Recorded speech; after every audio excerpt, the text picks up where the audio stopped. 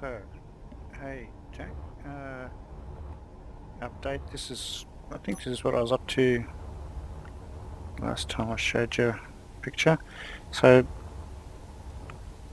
it felt a bit boxy. I think I was in the middle of telling you. And so this is what I was up to. So I went over to the next version. As you can see, I got a few versions of it. I narrowed in bits here, and I tried tapering in this bit here so it didn't look so boxy. And sort of, as you can see, I narrowed that in. I even widened the lip at the bottom just to give it a bit of more angle instead of box shape. And I got this was actually, these were just toying with colours, but I actually really liked this shape and I liked it better than the front. And they didn't match. You can see the front looks like a different type of ship to the back, and I like the back better, but I think I'll have to come back to that at a different date and use that sort of part of the ship because I couldn't get it to look good together. So we went to this, and Sherry sort of, as you can see, did a lot of changes on the roof here. Mess with different options on there just to give it some substance.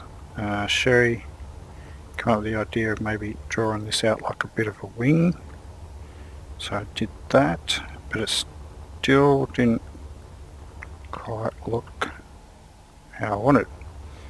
I started thinking maybe this bottom lip's giving it the wrong angle. I think it needs to dip under more than out. At the bottom it needs to go under.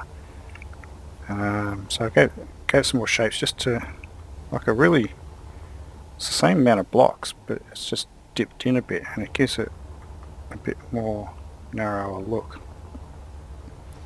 And these sort of things, tried to match that up to the same sort of look here. Now this, because of these thrusters, that had to be dipped in a bit more. That's okay. It gives it a bit more narrower look like I wanted to do. So it's sort of looking okay, but I wanted to toy with the idea of this lip going under a bit more, so I started in a new version. As you can see, it looks a lot more sleeker. I'm not sure, maybe this nose is too long now, but so yeah, so this is what I sort of came up with so far. This is basically what I'm up to. It's not too bad. I'm not happy with that bit there. That's just a filler. I'm going to change that. It looks a bit strange, but yeah, I'll do something with that platform part of it. But this is the bit I was working on, and I kind of like it. Sherry just felt like those wings over there were just like bolted on. Like, I didn't mind it bolted on. Look, probably should have maybe done it across there as well. Have it like multiple parts that matched a bit more. But anyway, we ended up with this so far. Took some of the air vents off the top, and instead of having them, these ones here were like this, I sort of indented them instead. Get a bit more difference. Alternate the look a bit. So yeah, I might change the bottom as well. That dips under quite a lot more, so it matches the top pretty much. I still wouldn't mind trying dipping this bit further under again, just to give it a top heavy look.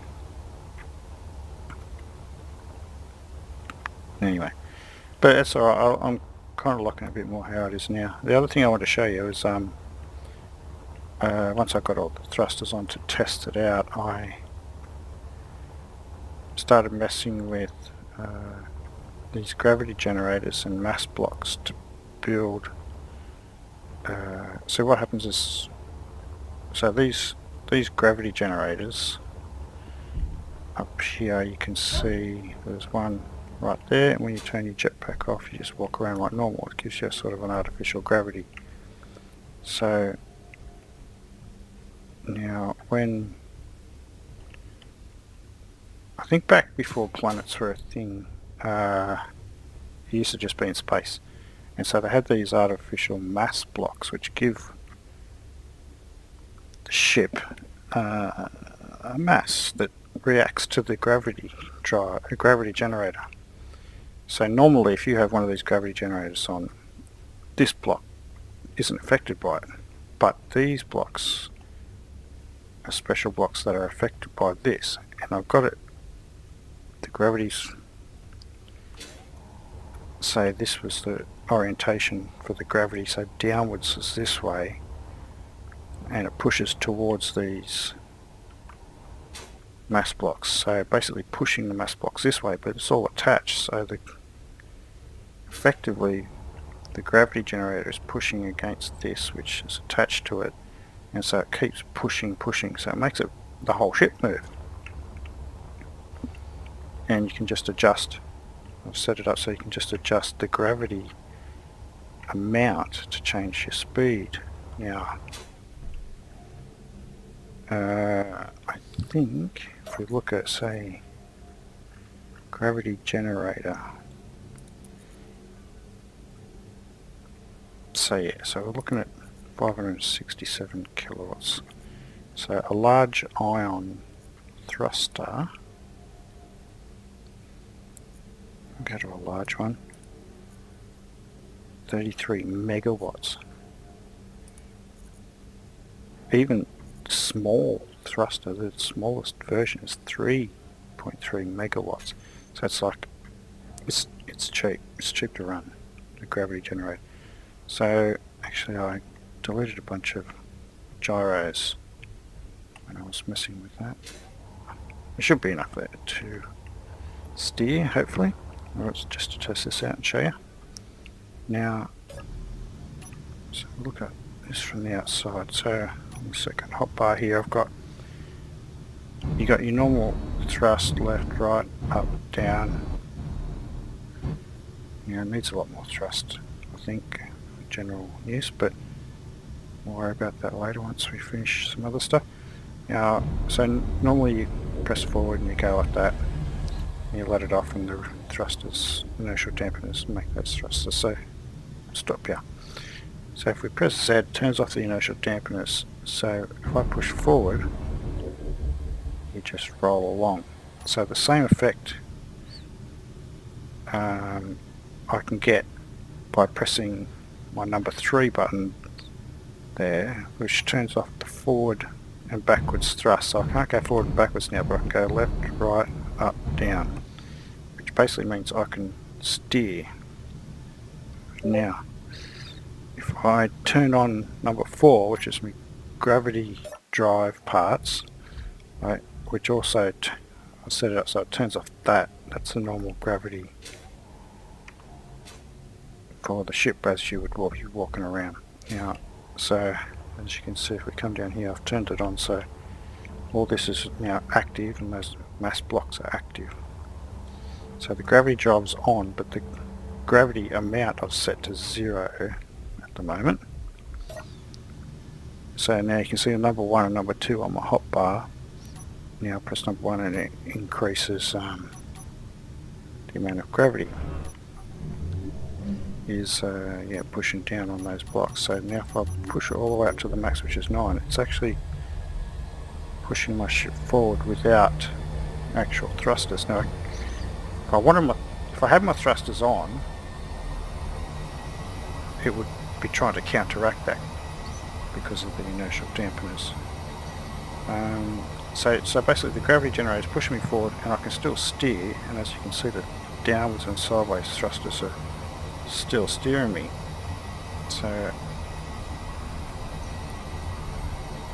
yeah, so that's how the gravity drive works. It's very, very cheap thrust. So if I turn the gravity drive number 2 down to 0, I'm still going forwards. Now you can push it to negative gravity, which as you can see is slowing me down So basically I've got forwards and backwards thrust with those, with the gravity generator drives.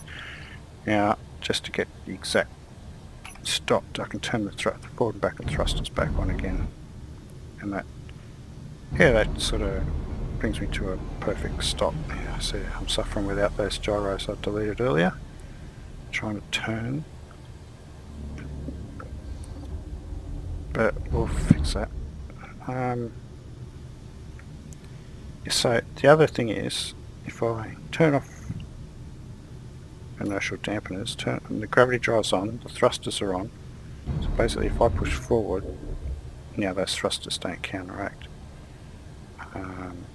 me going forward, so I can basically push my gravity drive right up and then press W, and you can see the speed. This is a big ship and it just absolutely gets at the speed very fast, like faster than it should, and we're still steering.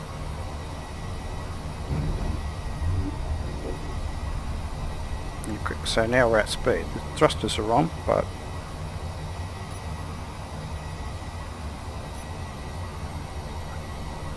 you better steer down because I don't want to run into all that mess. Yeah, so I can use inertial dampeners, as I said, and then press W, but I prefer to just turn off the front and back thrusters, because then that allows me to the steering the left and the right.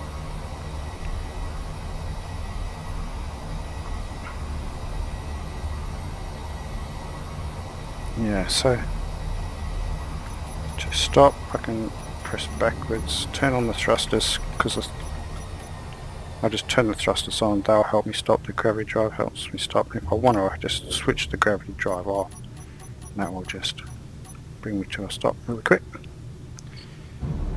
I need to, oh Jesus, it's really hard to turn without those gyros that I deleted. I didn't see a ship this big actually requires like a shit ton of gyros to turn. It's just such a heavy weight, and I haven't even got anything in it. It's just the ship at the moment. The ship actually flies pretty damn good without the gravity drive, but it was just a novelty thing I wanted to try, and it was pretty cool. I like it. It's actually a lot cheaper than running thrusters. But you could set up something with your scripting skills to run gravity drive in all directions. That would be the cheapest ship ever, as far as thrusters and stuff.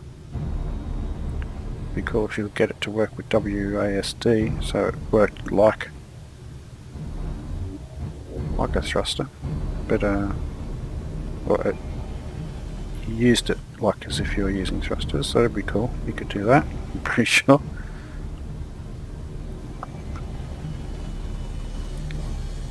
So there we are. We've got gravity drive off, thrusters are on just to hold the ship still.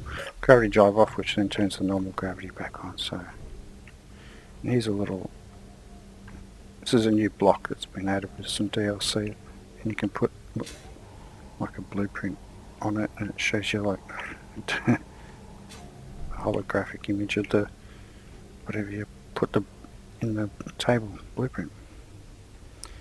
Now, anyway, as you can see, like, I've got all these gyros, like masses of them,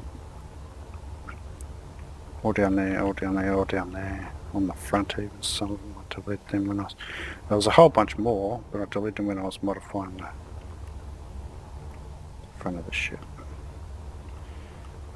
And it still is hard to do.